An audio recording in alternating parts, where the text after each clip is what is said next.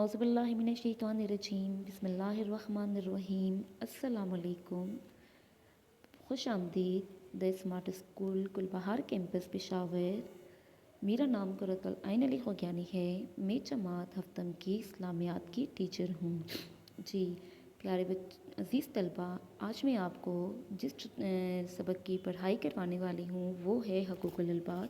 حقوق الالباد میں ہم بہت سارے حقوق کے بارے میں جانتے ہیں، یعنی کہ بہت سارے حقوق ہیں، بندوں کے حقوق، اللہ تعالیٰ کے حقوق، والدین کے حقوق.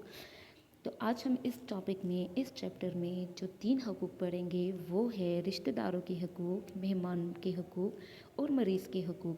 بلند خوانی یعنی کہ پڑھائی کتاب صفحہ نمبر ہمارے پاس ہے 63 تا 65.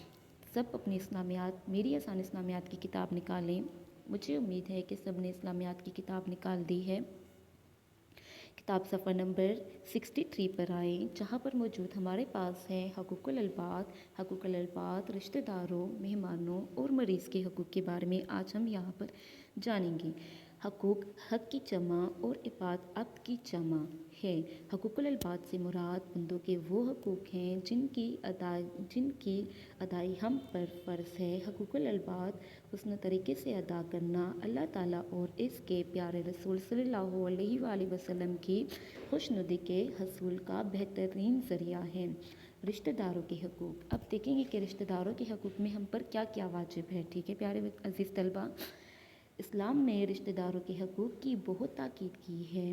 جو رشتہ دار جس قدر قریبی ہوں وہ ہمارے حسن سلوک کا اتنا ہی زیادہ مستحق ہیں. جو شخص رشتہ داروں سے حسن سلوک کرتا ہے وہ ان کی غلطیوں سے درگزر کرتا ہے. اللہ تعالیٰ اس کے گناہ معاف کر دیتا ہے. اللہ تعالیٰ کا ارشاد ہے، ترجمہ: ان کو چاہیے کہ معاف کر دے اور درگزر کریں. کیا تم پسند نہیں کرتے کہ اللہ تم کو بخشش دے؟ اور اللہ تو بخشنے والا مہربان ہے.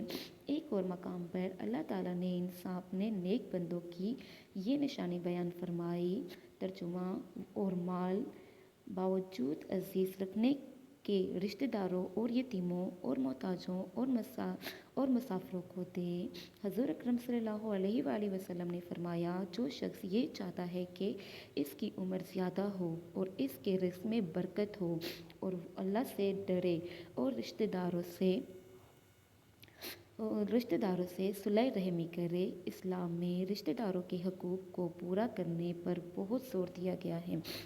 جی پیارے بچوں، یہاں پر یہی بات بتائی جا رہی ہے رشتہ داروں کے حقوق میں کہ ہمیں ان کا ہر حال میں خیال رکھنا چاہیے اور زیادہ ان لوگوں اور جو لوگ اس حق کے مستحق ہیں، جیسے یتیم ہیں، بیوہ ہیں، مسکین ہیں، ٹھیک ہے، ان کا ہمیں بہت خیال رکھنا چاہیے. اگر اللہ تعالیٰ نے ہمیں اپنی نعمتوں سے نوازا ہے اور اللہ تعالیٰ نے ہمیں اگر یہ موقع دیا ہے، ہماری یہ آزمائش ہے کہ ہم آیا ان کی مشکل وقت میں ان کا ساتھ دیتے ہیں یا نہیں دیتے ہیں، تو اللہ تعالیٰ ہمیں ان باتوں سے آزماتا ہے. تو ہمیں چاہیے کہ ہم ان لوگوں کا بہت خیال کریں اور یہ لوگ جس حق کے مستحق ہیں ہم ان کا وہ حق ادا کریں. ٹھیک ہے، قرآن پاک میں بھی یہی بتایا گیا ہے. اور اللہ تعالیٰ جو ہے وہ بخشنے والا ہے، درگزر کرنے والا ہے، معاف کرنے والا ہے. تو ہمیں بھی اپنے دل میں کسی کے لیے کوئی بات نہیں رکھنی چاہیے. ٹھیک ہے پیارے بچوں، اب نیکسٹ پیج پہ آئیں.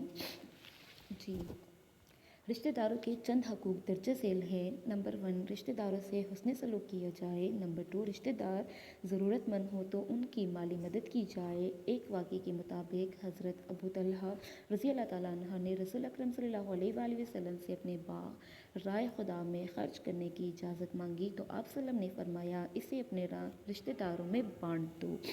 نمبر 3 ہے، رشتہ داروں کے متعلق استوا رکھا جائے اور قطع تلقی نہ کی جائے. نبی اکرم صلی اللہ علیہ وآلہ وسلم نے فرمایا کہ قطع تلقی کرنے والا جنت میں داخل نہیں ہوگا. نمبر 4، رشتہ داروں میں لڑائی ہو جائے تو اس سے صلح کروائی جائے. نمبر 5 ہے، رشتہ داروں کو وراثت میں سے پورا حصہ دیا جائے. ٹھیک ہے پیارے بچوں، یعنی کہ یہ ہم پہ واجب ہے کہ ہمیں اپنے رشتہ داروں کا ہر حال میں خیال رکھنا ہے.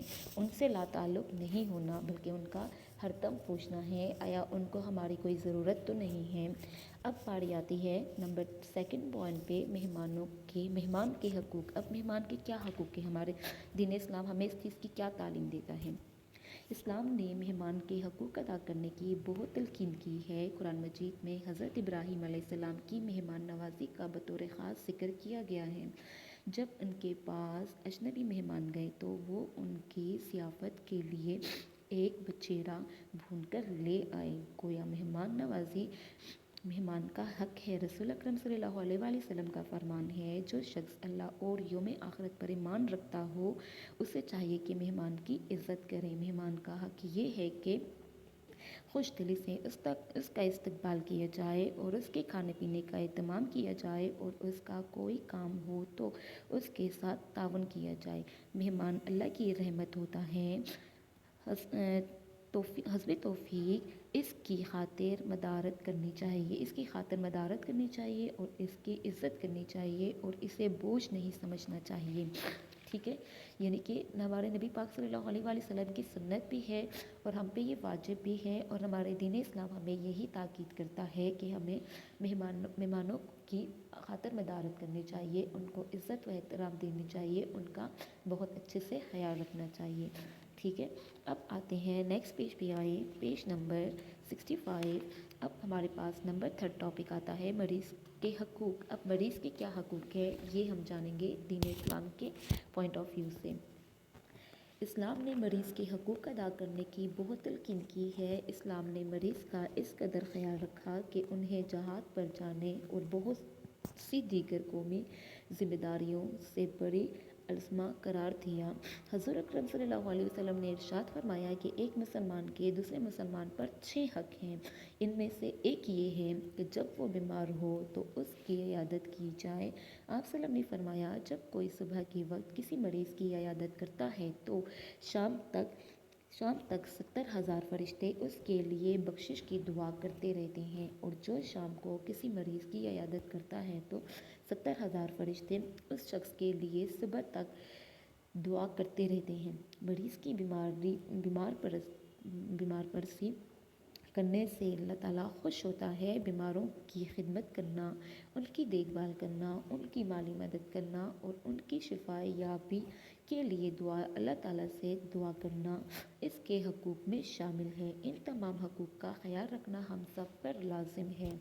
تو عزیز طلبہ، آپ تو یہ جان چکے ہیں کہ دین اسلام کے پوائنٹ آف ویو سے یا ان کے نظریات سے انہوں نے ہمیں اس چیز کا درس دیا ہے، انہوں نے ہمیں یہ تلقین کی ہے کہ ہمیں مریضوں کا خیال رکھنا چاہیے، ان کی عیادت کرنی چاہیے، ان کو جن مشکلات کا سامنا کرنا پڑ رہا ہے ان کا ساتھ دینا چاہیے۔ ٹھیک ہے، جو لوگ ایسا کرتے ہیں تو فرشتے ان کی بخشش، ان کی مغفرت کے لیے دعائیں کرتے ہیں اللہ پاک سے۔ تو مجھے امید ہے پیارے عزیز طلبہ، آپ کو میرے پڑھائے ہوئے سبق کی سمجھ آئی ہے۔ اس چیپٹر میں یہاں تک آپ نے بہت اچھے سے پڑھائی کرنی ہے۔